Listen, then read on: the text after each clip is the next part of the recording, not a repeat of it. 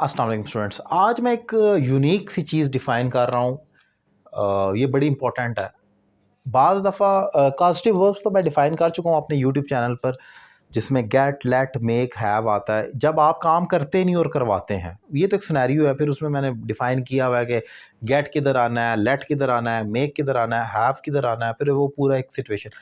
आज ज़रा उससे हट कर सिंपल स्टेटमेंट की बात, इंपेरेटिव सेंटेंसेस।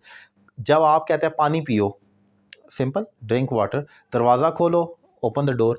लेकिन दरवाज़ा खुलवाओ, इंपेरेटिव सेंटेंसेस में कॉजेटिव वर्ब की इन्वॉल्वमेंट हो जाए तो क्या करना है, आप सिचुएशन को समझना है। एक तो ये ना कि करो, मैं आपको कहता हूँ ये काम कर दें, तो दूसरा करवाओ यानी कि कॉजेटिव वर्ब। तो ये स्टेटमेंट इंपेरेटिव सेंटेंसेस वो होते हैं जो शॉर्ट सेंटेंसेस हैं, order, command, request, advice, suggestion को शो करते हैं, जो वर्ब से स्टार्ट हो। जैसे मैंने कहा ना दरवाज़ा खोल दो, तो ओपन द डोर, ओपन और डोर दो वर्ड उसमें आने हैं। एक आपका वर्ब होगा और एक ऑब्जेक्ट होगा। पानी पियो, drink water, drink plus water, बस ये इंपेरेटिव सेंटेंसेस हैं। लेकिन पानी पिलवाओ, अच्छा, दरवाज़ा खोलो, ठीक है, दरवाज़ा खुलवाओ, खत लिखो, ठीक है, खत लिखवाओ। तो ये दो सिचुएशन कैसे बनेंगी?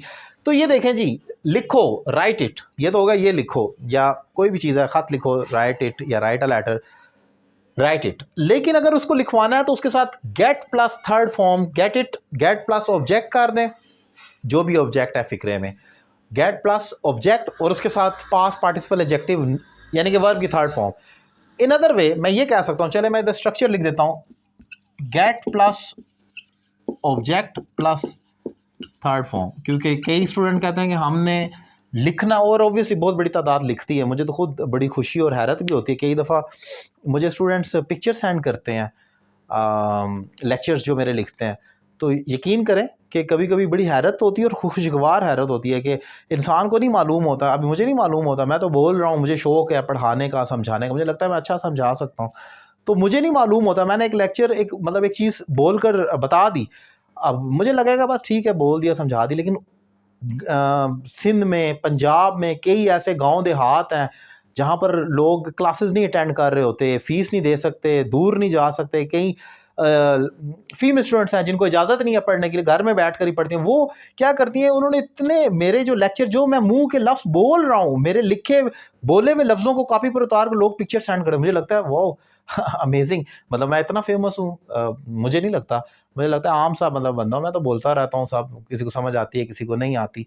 लेकिन तब बड़ी हैरत होती है कि इतनी वर्थ है मेरे लफ्ज़ों की कि मैं बोलता हूँ, लोग बिल्कुल मेरे लफ्ज़ों को उतार कर उसकी पिक्चर सेंड करते हैं, सर ये हमने लिखा है, व्हाट्सएप पर पिक्चर्स आती है। मैम बड़ी हैरत होती है मुझे। तो खैर बात कर रहा था कि मैंने यहाँ पर स्ट्रक्चर लिख दिया, gate plus object plus third form of verb. जब आप काम करते नहीं करवाते हैं तो ये सिचुएशन हो जाएगी। फॉर एग्जांपल ये लिखवाओ, गेट इट रिटन। अब इसी तरह कपड़े सियो, स्टिच द क्लॉथ्स, आपके सामने कपड़े पड़े हैं तो कपड़े सियो।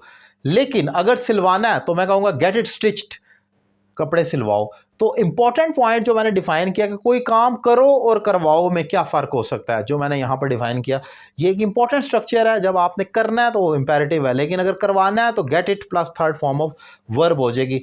इंपॉर्टेंट टॉपिक मैंने डिफाइन किया। उम्मीद करता हूँ ये लेक्चर आपको पसंद आया होगा। मेरे दीगर लेक्चर देखने के लिए मेरा यूट्यूब चैनल सब्सक्राइब करें और मुझसे ऑनलाइन क्लास लेने के लिए नंबर आपकी स्क्रीन पर मौजूद है। Thank you very much.